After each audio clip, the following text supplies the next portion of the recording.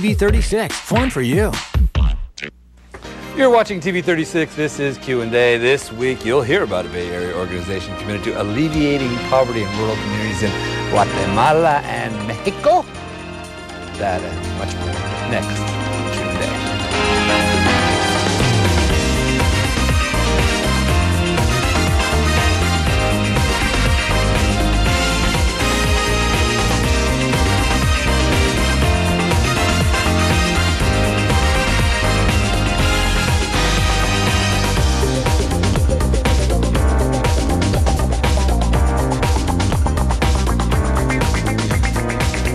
Welcome to Q&A. I'm Roy Avila. NamasteDirect is committed to alleviating poverty in rural communities in Guatemala and Mexico. They work to provide microcredit loans, business education, and vocational training to women. Here to give us the details of their work is Jennifer Williams, Development Director for NamasteDirect. Welcome. So what is microcredit? Microcredit is a small loan, to put it simply. It started off, it's gained a lot of notoriety recently from the Nobel Peace Prize that was won by Muhammad Yunus with the Grameen Bank. And it's become really popular, and it's become almost a standard, almost an accepted way to alleviate poverty. And the reason it works so well, instead of filling out a whole loan application and like we do here, it's simply they call them solidarity groups or trust banks, and women will get together in groups of 5 and they will cross-guarantee each other. So for example, you and I would agree that if I default, you're going to help me out, which again would never happen here. I was going to say, very trusting. Right, but in Guatemala and Mexico, in these villages that we're working in, they've known each other their entire lives. They hardly ever leave. So there's a lot of trust, and there's no going to Denver next week if you can't pay it back. So it's been a way that works, this trust bank, this method of trusting and learning from your friends and neighbors that everyone has similar problems and everyone's trying to make it happen. Mm-hmm. What was the reason for starting your particular organization?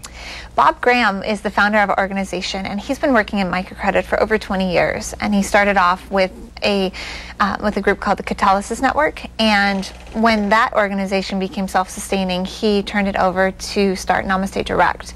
And what we do is we receive donations here in the U.S. and internationally. We have a big following in Norway, in fact. And we send loans, grant money down, which becomes loans. And we work with well-managed organizations in Guatemala and Mexico that find the clients, train them, work with them, disperse the loans, and collect interest and payments. Why Guatemala and Mexico? Bob really fell in love with the culture. He's been down there so many times. In fact, he owns property now, and he's there half the year. And you might be surprised to hear that Guatemala is the second most impoverished nation on the Western Hemisphere after Haiti. So there's definitely a need. And within those two countries, the Mayan population is the most impoverished and most in need. And we make a really big attempt to go over that next hill to find the most impoverished communities that haven't had any access to microcredit. It's become really popular, and there's a lot of competition. So we try to go where there isn't competition for our, to find clients and to help more people. What are some of the things you've been able to do with and for people?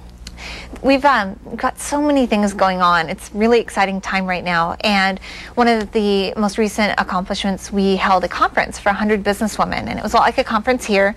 But these women had never left their villages. And they got to stay in a hotel. And they had a shower for a lot of them for the first time in their lives. And it probably didn't cost $2,500 to go.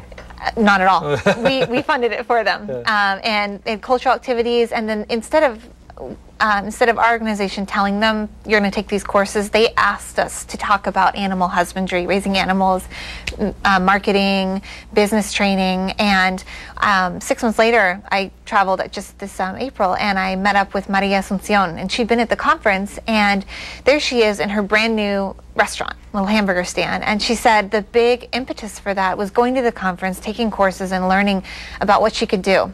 And again, Maria, she can't read or write, but she was telling us she had planned this out specifically because it's a village that didn't have any place to eat, and she'd noticed, so she opened up her stand. What are some of the other kinds of things that women have done? Some of the most popular business plans are weaving and embroidery, and it's just crazy, beautiful, detailed work, and when I can't even sew a button on, so I really appreciate what they can do. talented. They raise animals. A lot of them are in food sales or food production, or they might own a small store. And the money goes back towards their family for the most part. How do you raise money to re-grant, if you will? Here I am, raising money. We work with foundations, but the majority of our funding so far has come from friends and family, online donations, and speaking. I've worked with a lot of high schools, a lot of youth organizations, and giving circles, which is an easy way. It's the new generation. Instead of having a Tupperware party, you can get together with your friends to learn about a cause and agree and to raise money for it. Or you just come up with, you elect for a cause that way. And then obviously we take donations online, checks, all of the above. And in fact, just this past month, we did an online appeal to raise money for our new program, and we raised $20,000 in just 2 weeks. So it doesn't take much. $100 can completely change someone's life. When you say new program, what's that?